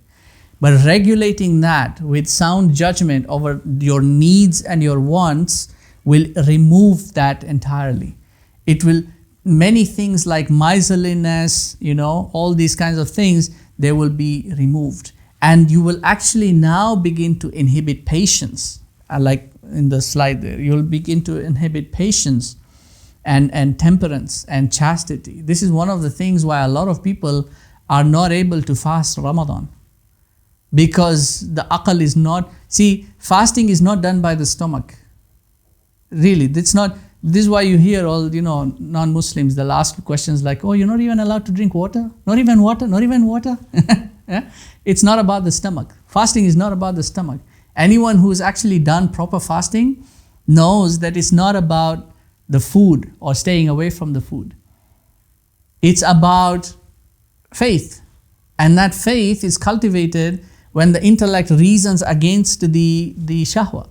When the intellect tells the shahwa to control yourself, to regulate. Yes, we know, yes, the hunger is there. Yes, we understand all that. But the light of revelation is sitting in judgment over the light of reason. Even though reason is telling you that the body wants to eat, you see, the law of the body is overridden by the law of the heavens. Go to the next slide. Oh, we already did this. Okay, so we'll actually go through more of these later on, inshallah. Then probably in the next or the session after that. Yeah, okay, we can close that. You can close that, inshallah. So I hope that actually helped in terms of understanding the question that you had.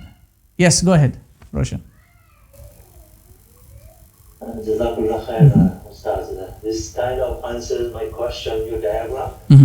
But I have more.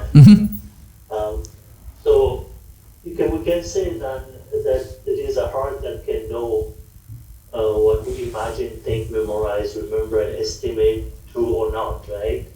So now the question is our heart will have to be sound for our heart to be able to build our intellect. Well, right? Now, how do we build a sound heart? Your heart is inherently sound. That's the original state that it is in. All you have to do is once you acquire, knowledge, the heart is given fortitude by two things, and that's knowledge and faith. These are the only two things. The heart was created to know, and the heart was created to believe. What you know will make all the difference in the world, and what you believe in will make all the difference in the world. That's the sound heart. So going after praiseworthy knowledge is going to cultivate a sound heart. Now, it actually begins from childhood. This is why the natural order that Allah subhanahu wa ta'ala has ordained for the human being is that the offspring of each being is taken care of by the being. That's why you have the parental. If you want to think about this on a much more deeper level, and you ask yourself a question, why is that? Why do we have parents and children? And why is it that parents have to take care of their children? Whether it's religiously established or not. Even the atheist knows he has to take care of his children. That's a natural order, because it is through that upbringing that a sound heart is cultivated. See, the process of raising a child goes through this, the regulation of the shahwa and ghadab, the cultivation of the intellect, and then the establishing of this order within the child. So that when the child reaches the age of maturity, they understand that this is what the heart is supposed to do. And is supposed to seek out knowledge that is praiseworthy and believe in one God, Allah subhanahu wa ta'ala. This is what gives the heart its soundness, right? I hope that answered the question, yeah. But okay, so in let's say in a circumstance whereby somebody did not get that proper upbringing, the ideal upbringing that we're talking about, the same case applies. The same case applies, because ultimately the being will end up putting themselves in a situation to reflect on themselves. Who am I? What am I doing here? Is this all my life is about? They will have to do that. They will have to face that reality. And this is how, when the first thing you come into Islam, this is why I hate it when people say converted or reverted to Islam. I hate that speech. That's a rubbish speech. You don't convert to Islam. You don't get a membership card when you come into Islam, or an ID card, or a badge or something. You don't convert, you don't revert, you become. It is a process of becoming. Submission to Allah subhanahu wa ta'ala is a state of becoming, because you are a being. And He created you by saying, be, fayakun, and the process of becoming begins from then. So that you become. So that's what Islam is. And the first step of becoming is, because the being has to now go through the sound epistemological process. Islam, Iman, Ihsan, As-Sa'a. The first step is to regulate the shahwa and the ghadab. That's what the 5 pillars of Islam do. The salat, the shahada, the saum, the zakat and the hajj. Those things are meant to discipline your external army, your concupiscent and your irascible. Because whatever your inclinations of the self are, the ordainment is to be fulfilled contrary to those inclinations. By regulating that, you actually cultivate your intellect. Because the intellect recognizes, no, even though I'm hungry, it's time for salah, you pray salah first and then you go and eat. You see, that's a regulation of the shahwa. And the same case applies for the ghadab. Now, the next step of that is the cultivation of Iman. Because Iman is much more integral. This is why in the Quran you see Allah subhanahu wa ta'ala tells the Bedouins, don't say that we have believed, say we have submitted first.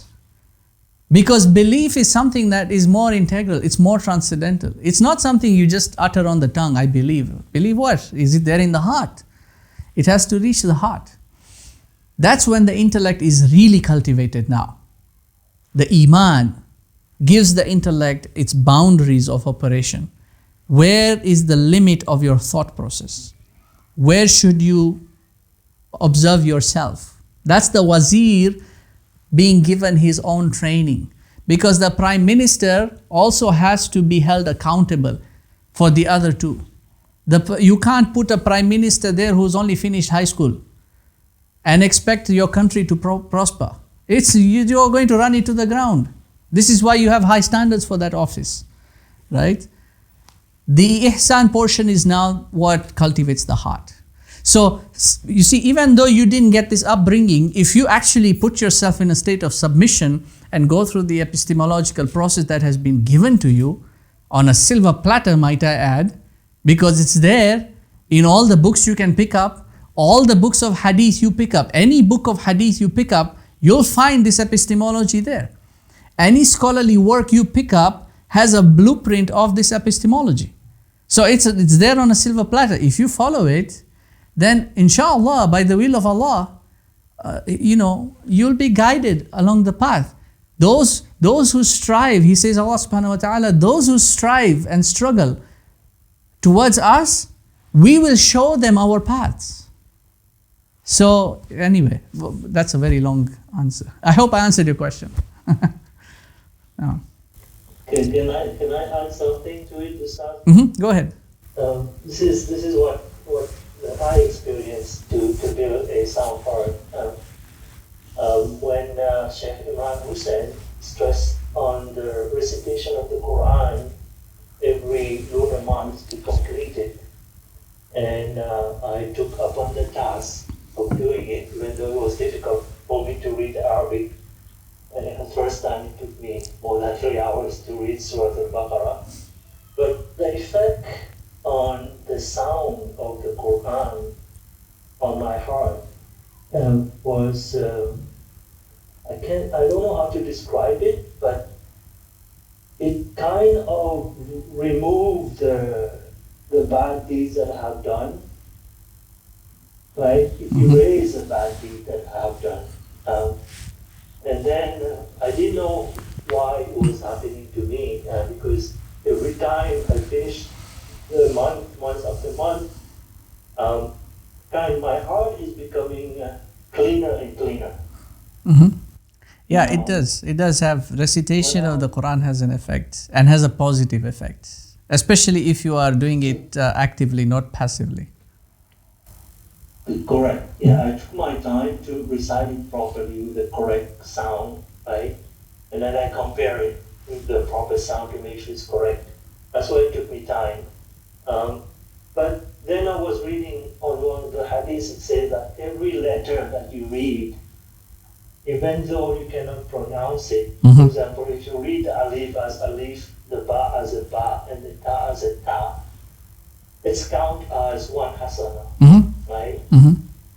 And in the Quran, when I was reading it, there's an ayah that says, if you do one hasana, it's going to erase a sayyah, right? And I think that was happening to me. So even though I don't understand Arabic completely, by just reading the letters, all I was doing is erasing my sayyah with the hasana by reciting those letters. Yeah. Right? And after a year of doing that, now I can tell you I can read Surah Al-Baqarah in less than 2 hours, right? After a year of doing it, I found that my heart now is becoming, I don't know, sounder, you can say, clearer, or what they describe as a mirror of your heart is becoming more shining.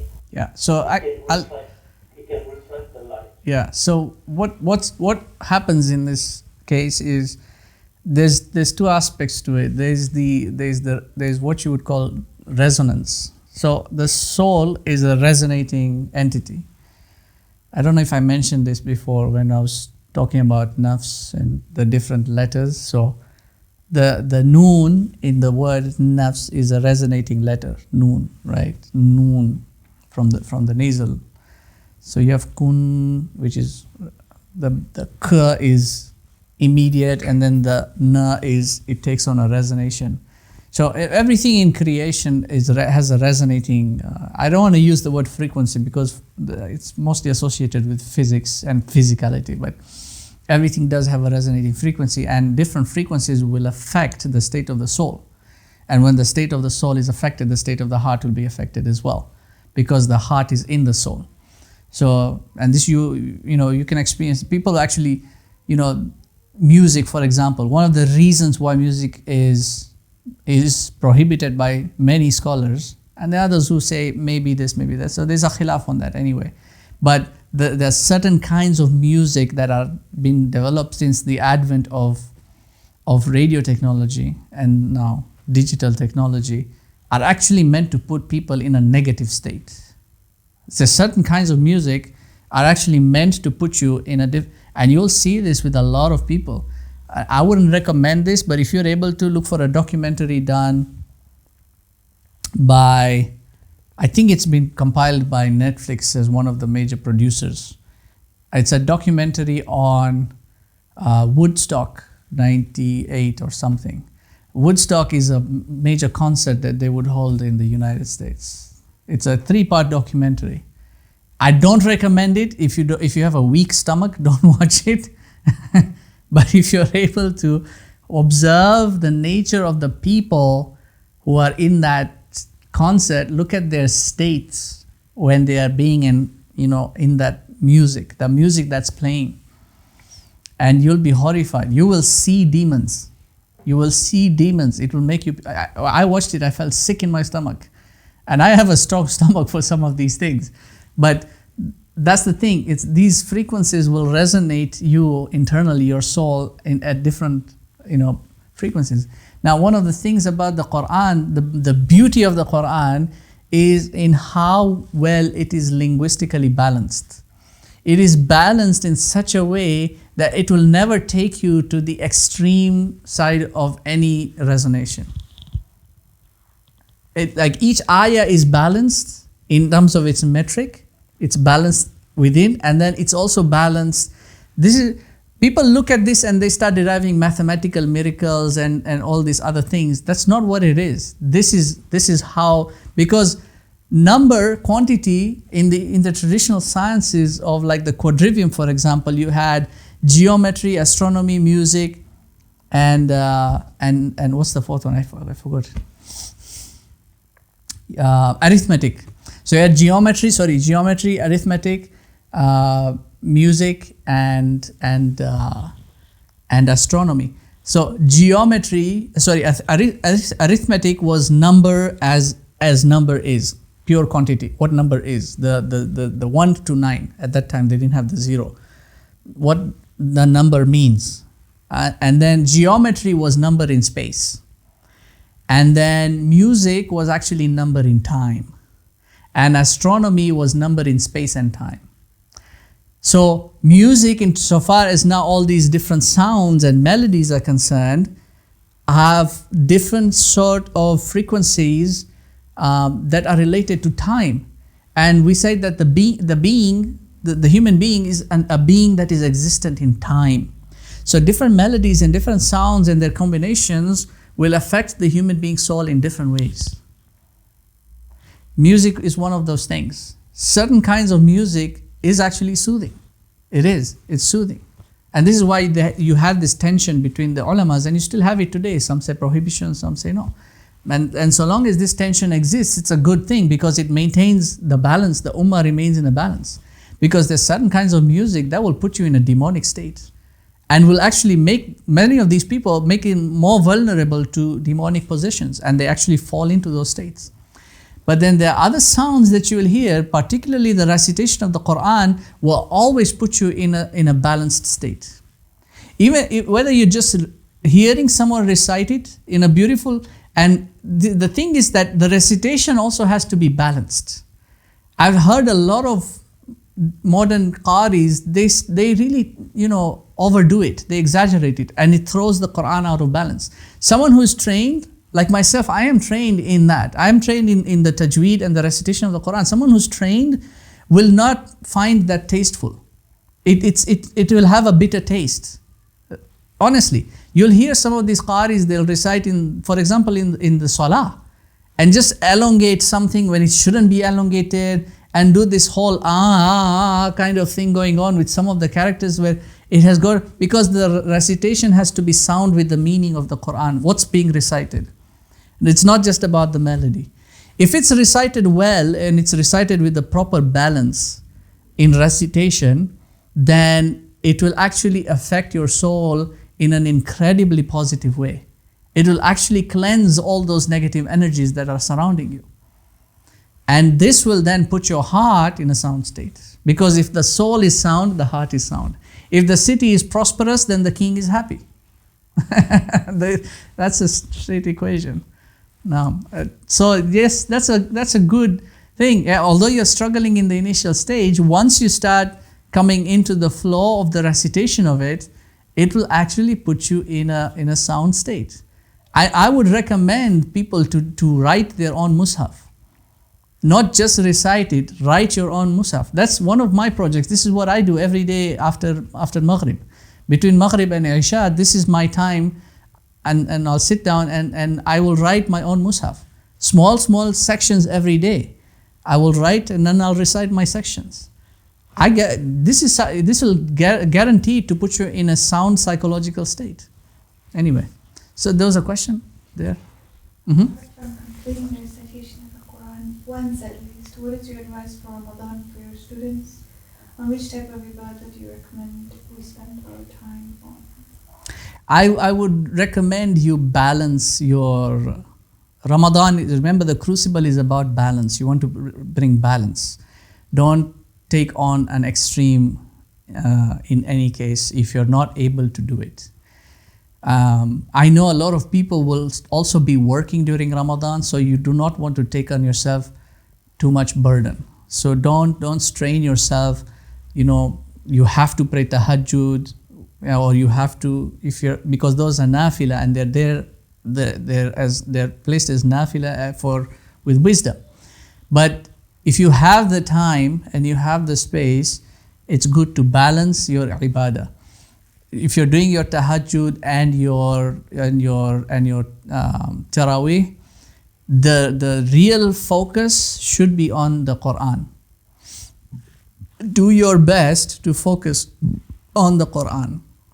Along with recitation, do your utmost to study as much of the Quran as you can possibly study. And take it on the easier side. Don't take the more difficult ayats. Take the simpler ayats. Take the short surahs, write them down, look at the different tafsirs, understand what the words mean, how they've been explained, and then ponderance. You have to do tadabbur. أَفَلَا يَتَدَبَّرُونَ الْقُرْآنَ? Or will they not reflect on the Quran? Reflect on it, because that's the month of reflection. And let it touch your heart and let it affect you in a way that will prompt change in your way of life. That's what I would advise you. Use Ramadan wisely for that. And it's the perfect time, because during the day especially, it's the perfect time, because you establish yourself, you put yourself in a stasis, in a state of existence where your concupiscence and irascible are not to be given any thought as to their inclinations.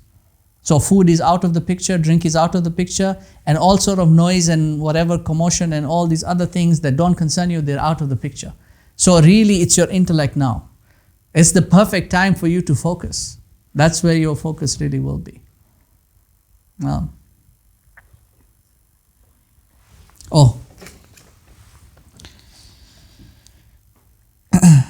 How can a person know for sure that they know Allah and feel His presence when they are already punctual in their salah, fasting, and their akhlaq? So how do you know that you are feeling His presence? The knowing of it, this is a question, I know people ask this question to find some sort of surety or certainty. Like you're looking for something certain. Here's the thing. There is no certainty in this world. If you're looking for a rationale, an explanation of a rational explanation, something as an indicative, okay, I'm actually in the divine presence, you won't find that. That's not part of this world. Because the world itself is not absolute. So there's no certainty in this world. But there's certain things that you see, punctuality in your outward is one thing. But there is the inward aspect that has to be involved as well. So a lot of people ask, for example, how do I find khushu' in salah? How do I find, there's no formula for that. There is no checkbox you tick and do this. No. The way you do it is you just have to be engaged in the prayer. Your body has to be engaged. Your mind has to be engaged. You see? So you have to be engaged with the activity. You have to be in tune with reality because you are a being in this reality. You're here, you're present. You're existent. You have to be conscious and aware of that. That awareness and that consciousness you'll feel it. You'll just feel the soundness and the tranquility of it. As far as the knowing of it, there are essentially 4 categories of people. There are those who know Allah and know His ahkam. And these are the scholars who are sound scholars. They are conscious, they are God conscious, they are aware of Allah subhanahu wa ta'ala, watching them and everything that they do, and they know the ahkam of Allah subhanahu wa ta'ala, so they follow the ordainment as it is. A lot of people have got no knowledge of fiqh, unfortunately, and they don't know whether what they're doing is right or wrong. And that's a detrimental thing, because how do you know you're performing the right action? How do you know that what you're doing is pleasing to Allah subhanahu wa ta'ala? That's the epistemology is flawed. Then you cannot expect to find any assurity or certainty. So one of the components is to seek out knowledge. And that's actually an imposition. It's not far, and there are fard knowledges that you have to know the fara'id, right? There are knowledges that are fard, and then there's fard kifaya as well. There are certain things that you do need to do out of your own effort. You need to make the effort to know. And then, so that's the first category, those who know Allah and those who know His rulings, His ahkam. And then the second category is those who know Allah but don't know His ahkam. These are the sincere servants, those who are worshipping Allah subhanahu wa ta'ala, and they are aware or at least conscious or fearful or have this taqwa of displeasing Allah subhanahu wa ta'ala. So they will actually take a safer path through their life. You see, where they are uncertain, they will ask those who know. And this is the guidance from the Quran. Ask those who know if you do not know. Then there are those who don't know Allah but know His ahkam. This is the misguided mufti. This is the guy who studied everything. He's got all the ijazas from all the whatevers, and he's got all the degrees hanging on his wall. He knows the fiqh, he knows this riwayah, that riwayah, he knows everything. He studied this kitab, that kitab, every other kitab. But the knowledge is not in his heart because he doesn't actually know Allah subhanahu wa ta'ala. He's memorized the Quran, he can recite it very beautifully, nice long melody, but it's not actually penetrated his heart. This is the dangerous person. Now there is someone who's more dangerous than him. Someone who doesn't know Allah and doesn't know His ahkam, but then starts talking, starts giving his opinion, starts saying, no, I think you should do like this and like that. That one is the ignoramus. That one is even more dangerous. That's the person you want to avoid entirely. Don't be that guy. don't be that guy, right? Now, go ahead. Yeah? Can you please recommend a qari with a balanced recitation? A qari with a balanced recitation. My favorite qari is Sheikh Abdul Basit Abdul Samad. He's my favorite. And he's my favorite for many reasons. His recitation is steady and it is slowed, but it's not too slow that it puts you off to sleep. It's slow enough for if you had the mushaf in front of you and you could follow along with it. The second reason I like his recitation is because he doesn't just recite out of melody. His melody is actually tuned to the meaning of what he's reciting. So the effect that certain ayat are supposed to produce in terms of, let's say, a positive emotion or a negative emotion, right? Like fear, for example, or in terms of delight, something like a happy feeling. His melody is actually tuned to that. He will recite the ayah based on the effect the ayah is supposed to pronounce. I gave some of those who were there last year when we did the lectures in Ramadan. I gave some of those, I gave you a homework to do, and nobody got back to me, so that was very disappointing. So I'll give you this homework as well. Do it and try it out, and you will understand why I'm saying this. Take Surah Ad-Duha and the one that after it, Alam Nashrah Laka Sadrak. So Wad-Duha and Alam Nashrah Laka Sadrak. Take those two surahs and write them down. First of all, write them down, write them nicely, make it beautiful, use different colors, do several attempts if you have to, if it doesn't come out right the first time. Recheck your writing and make sure there are no mistakes. Copy it from the Mus'haf, make sure there are no mistakes. And if there are any mistakes, if you can rectify it with whiteout or whatever, rectify it. If you can't, don't throw away the paper. Burn it. If you have to dispose of it, burn it off, but keep it. And then write down the translation of it.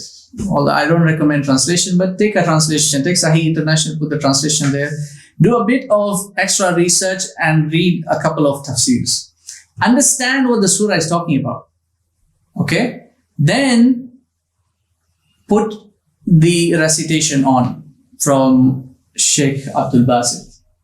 Put the recitation on and listen to him reciting it and look at the meanings that you have studied. And you will understand how his recitation affects you.